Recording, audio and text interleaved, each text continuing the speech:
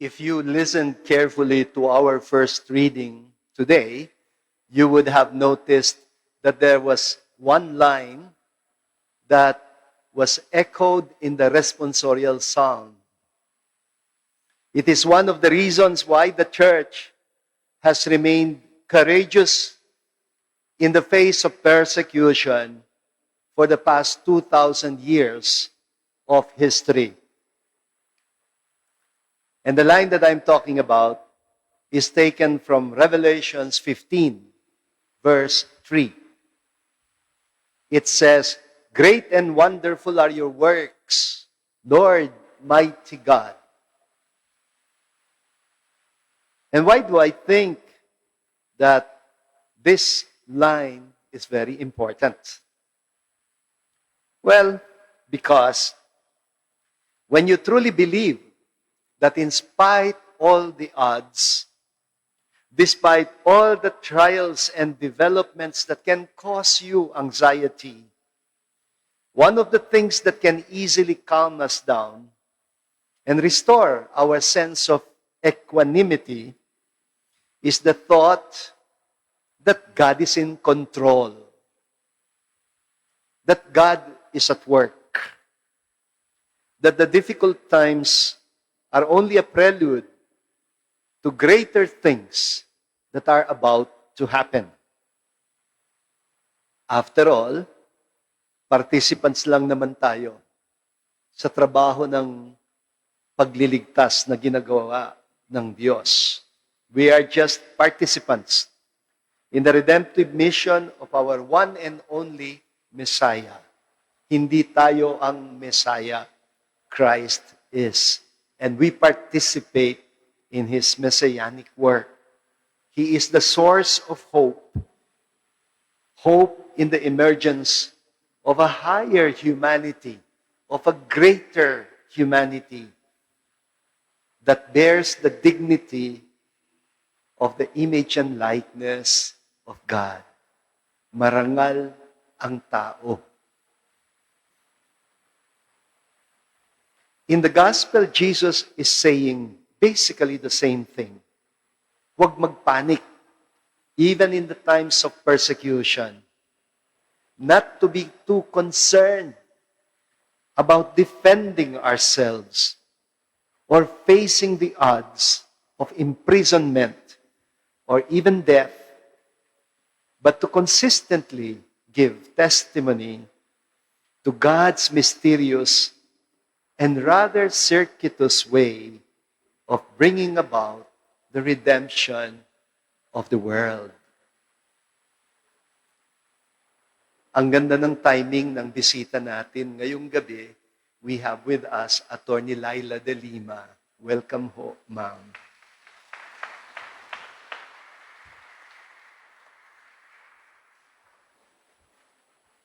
She did not know that her visit coincides with Red Wednesday.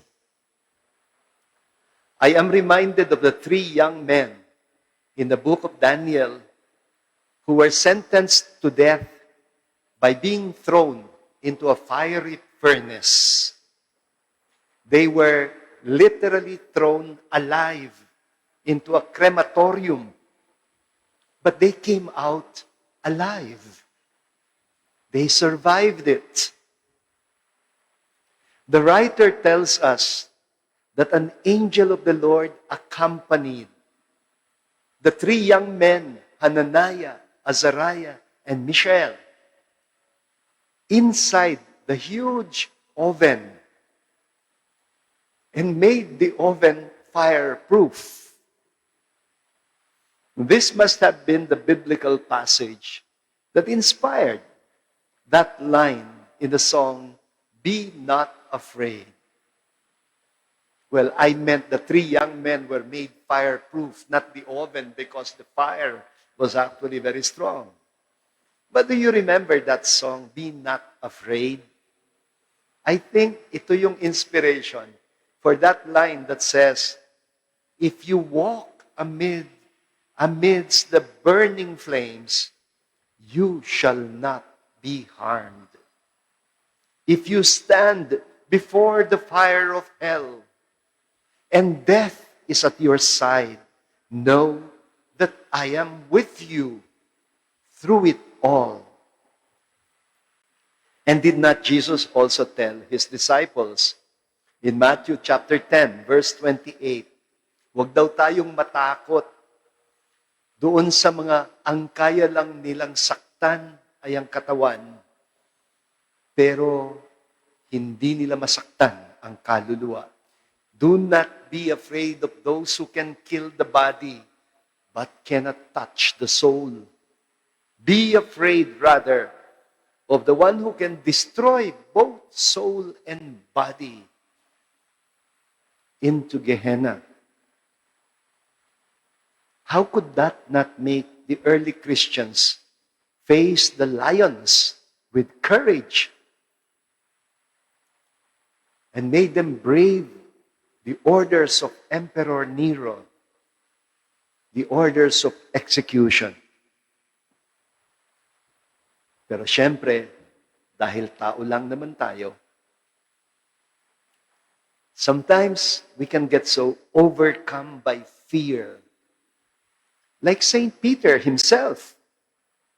According to tradition, Saint Peter at some point decided to run away from persecution.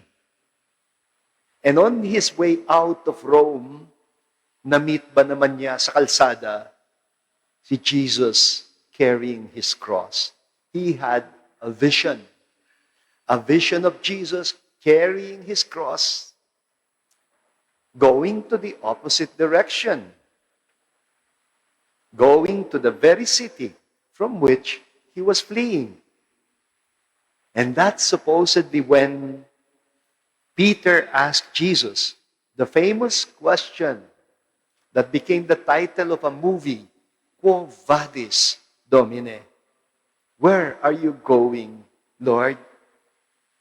And the answer of the Lord to Peter was, to Rome, in order to suffer and to die again.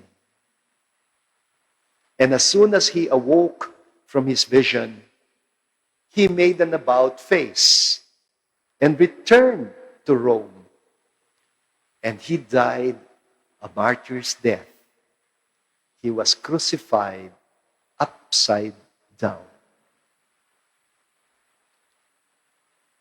Why is participation in the passion and death of Christ so essential for salvation?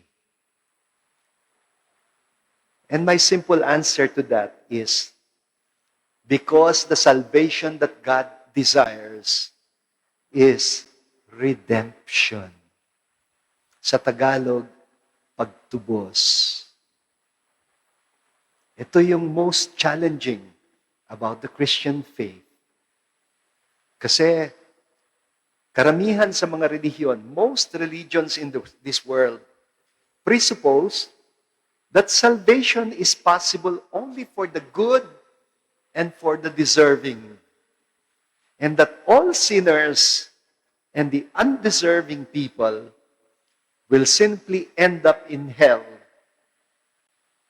Well, I'm sorry, it is not so for Jesus. Kung iniisip ninyo na ang kaya lang iligtas ng Diyos ay ang mga mababait, hindi pa tayo Kristiyano. Wala naman yatang ka-challenge na magligtas ng mga mabubuti na at mababait. Redemption ang tawag natin dito. Because in Jesus, we no longer believe in a God who can save only the good. We believe rather in a God who loves unconditionally and who will not give up even on sinners. And that is why you keep hearing me make the distinction between person and action. Walang likas na masamang tao sa mundo. I keep telling you that. Kahit gaano kasama ang pwedeng gawin ng tao, hindi siya pwedeng maging likas na masama. At kapag gumagawa ng masama ang tao, something's very wrong. And we have to do something about it. We don't give up because we believe in the God who intends the salvation of all. The option for redemption is the way of the cross. It is the way of total self-emptying. It is the readiness to go down to hell if necessary in order to defeat Satan and to allow mercy to triumph over justice. No wonder St. Paul said, "Now I rejoice in my sufferings for your sake. And in my flesh, I am filling up what is lacking in the afflictions of Christ and on behalf of his body, which is the church." Dear brothers and sisters, if we unite our sufferings and our deaths with that of Jesus Christ, then we will never suffer and die in vain. Then we participate in his work of redemption until the coming of the fullness of the reign of God.